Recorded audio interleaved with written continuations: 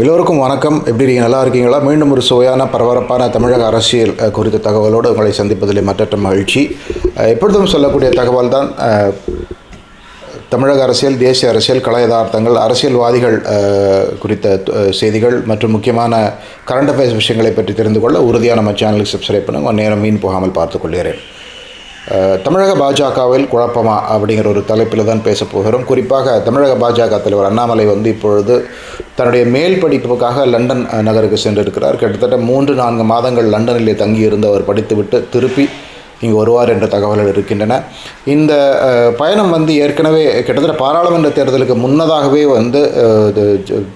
Annamalai high command, அதாவது கட்சியினுடைய தேசிய தலைமையிடத்தில் அனுமதி வாங்கி சென்றிருக்கிறார் என்பது மிக மிக முக்கியமான ஒன்று.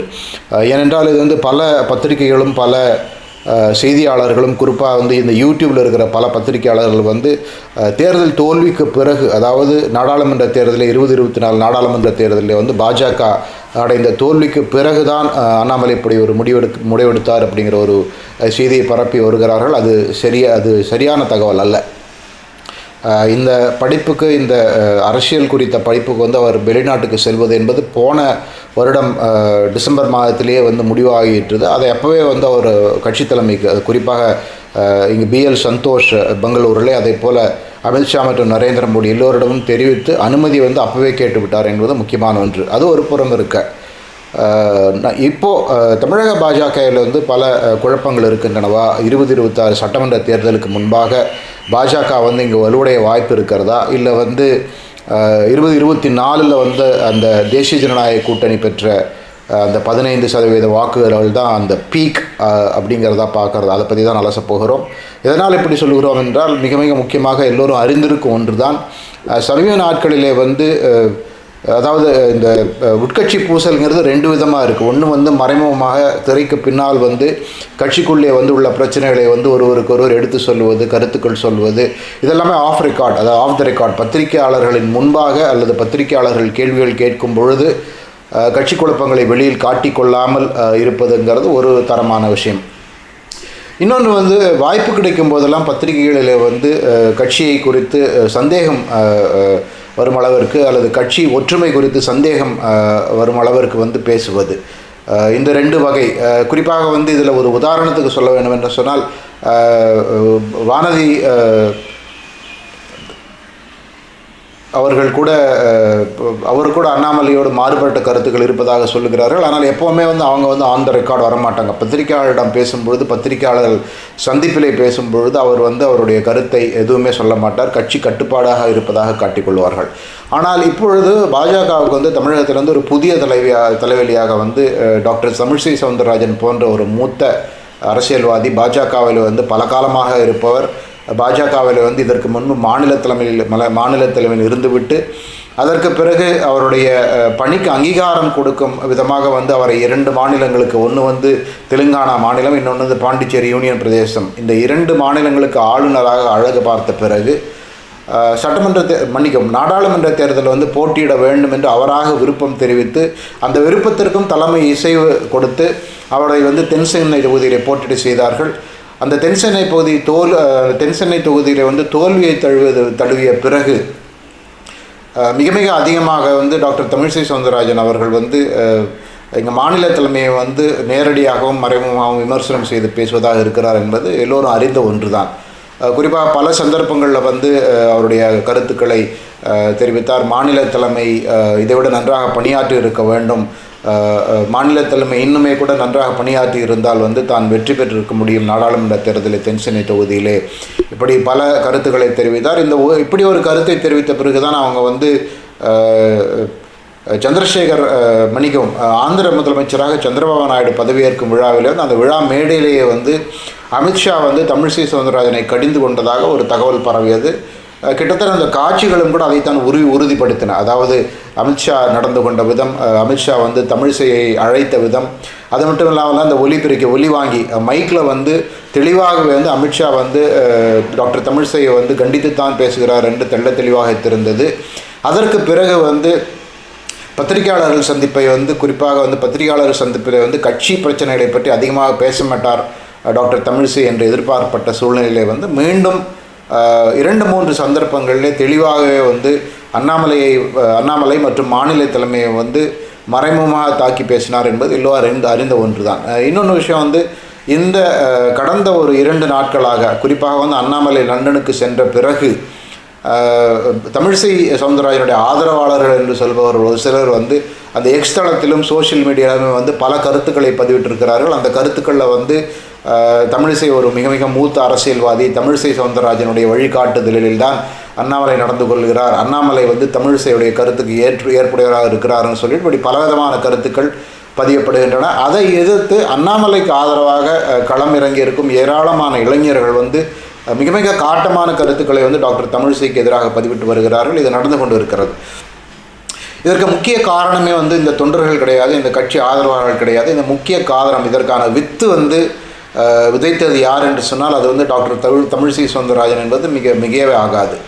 இதில் வந்து முக்கியமாக பார்க்க வேண்டியது, சட்டமன்ற தேர்தல் வருகிறது, கட்சி இங்கு வளர வேண்டும், கட்சி வந்து எதிர்பார்த்த அளவிற்கு 2024 நாடாளுமன்ற தேர்தலை வெற்றி பெறவில்லைங்கிறது எல்லோரும் அறிந்தது தான். அதாவது 20% வாக்குகளை நாங்கள் பெறுவோம், 25% வாக்குகளை பெறுவோம், பல தொகுதிகளை ஒரு சில தொகுதியாவது வெல்வோம்னு சொல்லி அண்ணாமலை சொல்லியிருந்தார். அது எதுவுமே நடக்கவில்லை. இன்னும் சொல்லப்போனால் அதிகமாக எதிர்பார்க்கப்பட்ட வெற்றிகளான டாக்டர் ராமஸ்ரீனிவாசனுடைய வெற்றி மதுரையில், அதே போல் கூட்டணியிலே வந்து டாக்டர் அன்புமணி ராமதாஸுடைய மனைவியான சௌமியா ராமதாஸ் அவர்கள் வந்து தருமபுரியில் வந்து வெற்றி பெறுவார் என்று எதிர்பார்க்கப்பட்டது. இந்த வெற்றிகள்லாம் எதுவுமே நடக்காத சூழ்நிலையிலே வந்து கட்டாயம் வந்து பாஜக எதிர்பார்த்த வெற்றி கிடைக்கவில்லை என்று சொன்னால் கூட அந்த கட்சி வந்து ஒரு நல்ல வாக்கு சதவீதத்தை பெற்றது அப்படிங்கிறது எந்த விதமான சந்தேகம் கிடையாது. 12% கட்சி தனியாக பெற்றது, கூட்டணி சேர்ந்து 15-16% பெற்றார்கள். இது வந்து முக்கியமாக பார்க்க வேண்டிய ஒன்று. இது இன்னும் முக்கியமான ஒன்று என்றால், பல இடங்களில் நாடாளுமன்ற தேர்தலில் வந்து அண்ணா திராவிட முன்னேற்ற கழகம் ஒரு மிகப்பெரிய எதிர்க்கட்சி, திராவிட முன்னேற்ற கழகத்திற்கு அடுத்தபடியாக மிகப்பெரிய கட்சி, வாக்கு சதவீதம் என்ற கட்சி என்று எதிர்பார்க்கப்பட்ட அதிமுக வந்து பல இடங்களிலே குறிப்பாக எம்ஜிஆர் மற்றும் ஜெயலலிதா காலங்களிலிருந்து அவருடைய கோட்டை என்று சொல்லப்பட்ட மதுரை போன்ற இடங்களில் வந்து அவங்க 3வது இடத்திற்கு தள்ளப்பட்டனர். அந்த விதத்தில் வந்து பாஜகவுடைய வாக்கு சதவீதம் ஒரு பெரிய சாதனை அப்படிங்கிற சந்தேகமே கிடையாது. ஆக கட்சி வளர்ந்திருக்கிறது, ஆனால் எதிர்பார்த்த அளவிற்கு வளரவில்லைங்கிற ஒரு அடிப்படையிலே உறுதியாக அண்ணாமலைக்கு பின்னால் வந்து அந்த அண்ணாமலைக்கு ஆதரவு இருக்கிறது, மக்கள் ஆதரவு இருக்கிறது, கட்சியிலுமே இளைஞர்களுடைய ஆதரவு அண்ணாமலைக்கு அதிகமாக இருக்கிறது. சட்டமன்ற தேர்தலில் வந்து அண்ணாமலைக்கு தலைமையிலே போனால்தான் கட்சிக்கு வாக்குகள் அதிகமாக கிடைக்கும் என்ற ஒரு சூழ்நிலை இருக்கும் பொழுது அதற்கு எதிரான நடவடிக்கைகளில் வந்து டாக்டர் தமிழிசை சவுந்தரராஜன் போன்றோர் ஈடுபடுகிறார்களா என்ற சந்தேகம் பலருக்கு வருகிறது. குறிப்பாக இங்கே அண்ணாமலை எதிர்ப்பு பத்திரிகையாளர்கள், அண்ணாமலை எதிர்த்து களமாடுகின்ற மீடியா மற்றும் எதிர்க்கட்சிகளும் கூட, இன்னும் சொல்லப்போனால் திராவிட முன்னேற்ற கழகம், அண்ணா திராவிட முன்னேற்ற கழகம், இந்த 2 கட்சிகளுமே கூட டாக்டர் தமிழிசை சவுந்தரராஜனுடைய நடவடிக்கைகளால் ஒரு மாதிரி மகிழ்ச்சி அடைந்திருக்கிறார்கள் என்று சொன்னால் அது மிகையாகாது. எதற்காக இப்படி தமிழிசை சவுந்தரராஜன் செய்கிறார் அப்படிங்கிறதுக்கான பலவிதமான கருத்துக்கள் இருக்கின்றன. அதில் ஒரு முக்கியமான கருத்து, ஒருவேளை மீண்டும் அண்ணா திராவிட முன்னேற்ற கழகத்தோடு கூட்டணி வைக்க வேண்டும் என்ற ஒரு சூழ்நிலை வந்தால் அப்பொழுது வந்து அண்ணாமலை வந்து தலைவராக இருக்க விரும்ப மாட்டார். அண்ணாமலையை மாற்றிவிட்டு அண்ணாமலைக்கு மேபி வேறு ஏதாவது ஒரு பதவியை வழங்கிவிட்டு வேறு மாநிலத்திற்கு இன்சார்ஜாக அண்ணாமலை அனுப்பிவிட்டு இங்கே மீண்டும் தமிழிசை சவுந்தரராஜனை கொண்டு வருவார்கள் என்ற நம்பிக்கை வந்து அந்த அம்மையாருக்கு இருக்கிறது என்று பலரும் சொல்லுகிறார்கள். அந்த நம்பிக்கையின் அடிப்படையிலே தான் இங்கே வந்து தனக்கு ஒரு ஆதரவை திரட்டி தானும் இருக்கிறேன் என்பதை காட்டிக்கொள்வதற்காக தொடர்ந்து இந்த மாதிரி சலசலப்புகளை ஏற்படுத்தி கொண்டிருக்கிறார் என்று சொல்லுகிறார்கள்.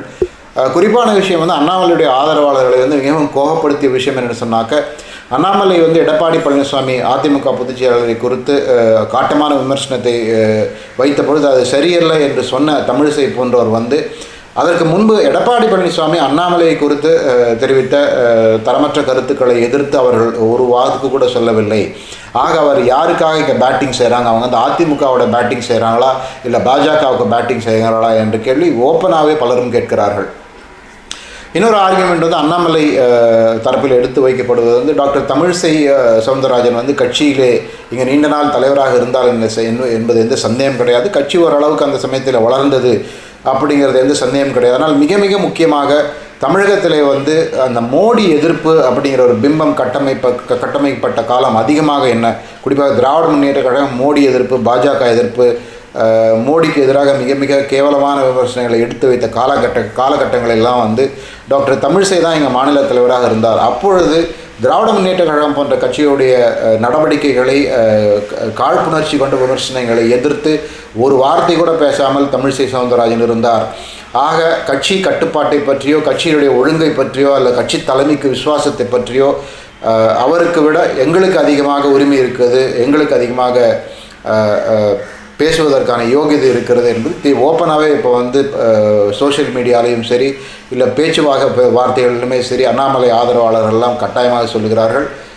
இன்னொரு முக்கியமான தகவல் வந்து ஒருவேளை அண்ணாமலை வந்து இங்கே மாநில தலைமையிலிருந்து மாற்றப்பட்டால் உறுதியாக அந்த அந்த டெம்போ கட்சி வளர்கின்ற அந்த வேகம் கட்சிக்கு ஆதரவு பெறுகின்ற அந்த வேகம் வந்து உறுதியாக தோய்ந்து போகுங்கிறது எல்லோருக்கும் ஒரு யுனானிமஸான ஒரு ஒப்பீனியன் கட்சிக்குள்ளே இருக்கிறது. இப்படி இருக்கும் சூழ்நிலையில் வந்து கட்சி தலைமை வந்து அண்ணாமலையை மாற்றுமா அப்படிங்கிற ஒரு மாற்றுமா அந்த மாற்றுங்கிற எதிர்பார்ப்பு வந்து டாக்டர் தமிழிசை போன்றவர் கொண்டிருப்பது சரியா என்ற கேள்வி எழுகிறது. இன்னொரு முக்கியமான விஷயம் என்னென்னாக்கா ஒருவேளை 2024 நாடாளுமன்ற தேர்தலுக்கு முன்பு பிரதமர் மோடி வந்து அதிக வலிமை பெற்ற ஒரு தலைவராக பார்க்கப்பட்டார். பெர்செப்ஷன் தான். அதாவது உண்மையிலே இன்றைக்கும் மோடி வந்து அவருடைய அந்தஸ்து அவருடைய தலைமையில் இருக்கிறார், அவர் பிரதமராக இருக்கிறார். இன்றைக்கும் தேசிய அளவில் இருந்து வாக்குகள் பெறக்கூடிய ஒரே தலைவர் வந்து நரேந்திர மோடியால் தான் இவ்வளவு வாக்குகள் பாஜகவுக்கு தேர்தலில் கிடைக்கின்றன என்ற சூழ்நிலை இருந்தாலும் கூட அந்த தேர்தல் தோல்விங்கிறது யாரையுமே வந்து அந்த ஒரு அந்தஸ்திலே மாற்றி விடுங்கிற எந்த சந்தேகமே கிடையாது.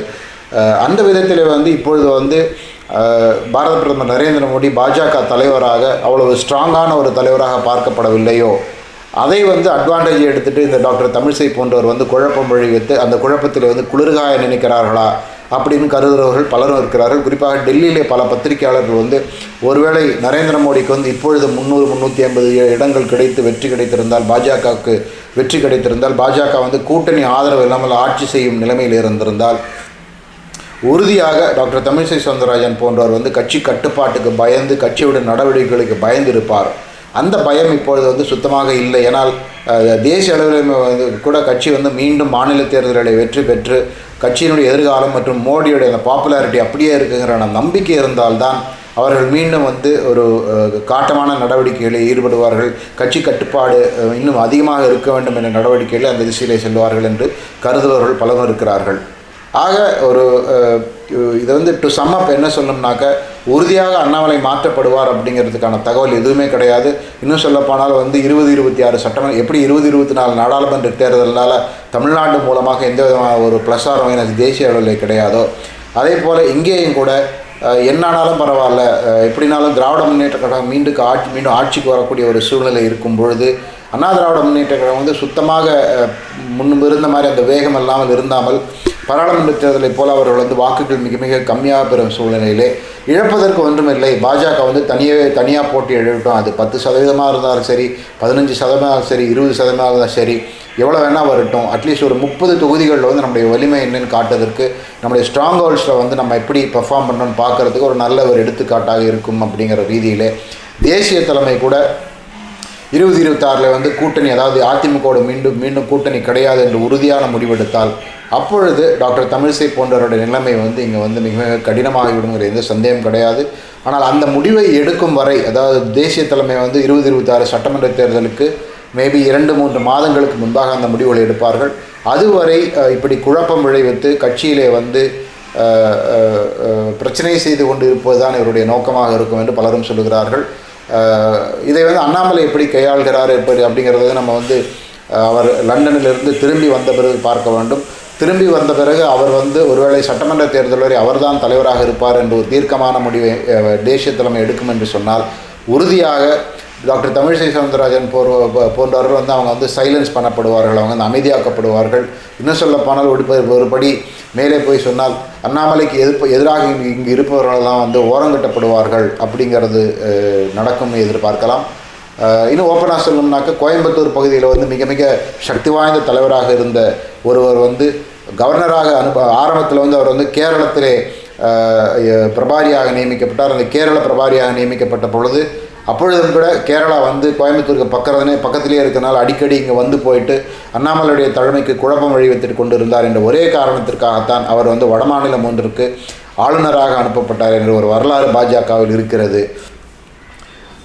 டாக்டர் தமிழிசை பொறுத்தவரை ஏற்கனவே கொடுத்த ஒரு கவர்னர் பதவியை அவராகவே வேண்டாம் என்று சொல்லிவிட்டு வந்து விட்டார். அதனால் இனியும் சர்ச்சைகளிலே அவர் தொடருவார் என்று சொன்னால் ஒருவேளை அண்ணாமலை தான் இங்கு மிக மிக முக்கியம், அண்ணாமலை தான் கட்சியின் எதிர்காலம் என்று பாஜக தேசிய அளவில் முடிவெடுக்கும் என்று சொன்னால் உறுதியாக டாக்டர் தமிழிசை போன்றோர் irrespective ஆஃப் கான்சிக்வன்சஸ் என்ன நடக்கும் என்பதை பற்றி கவலைப்படாமல் ஓரங்கட்டுப்படுவார்கள். டிசிப்ளினரி ஆக்ஷன் கூட அவங்க மேலே எடுப்பாங்கங்கிற சந்தேகம் கிடையாது. பாஜகவை பொறுத்தவரை ஒரு குழப்பமான நேரத்தில் தேசிய அளவிலும் இருக்கிறது, மாநில அளவிலுமே கூட மிக குழப்பமான நேரத்தில் இருக்கிறது என்பது சந்தேகமில்லை. பொறுத்திருந்து பார்ப்போம் எப்படி இந்த காட்சிகள்லாம் அரங்கேறுகின்றன என்று. 2026 சட்டமன்ற தேர்தலிலே நாடாளுமன்ற தேர்தலை விட அதிக வாக்கு சதவீதத்தை பெறுவதற்கு அண்ணாமலையால் முடிகிறதா, இல்லை குழப்பமான சூழ்நிலையிலே ஏற்கனவே பெற்ற வளர்ச்சியை கூட இழந்துவிட்டு பாஜக பழைய மாதிரி ஒரு நோட்டா கட்சி என்று பெயர் எடுக்கப் போகிறதா என்பதையெல்லாம் பார்ப்பதற்கு நாம் காத்திருக்க வேண்டும். உங்கள் நேரத்துக்கு மிக்க நன்றி.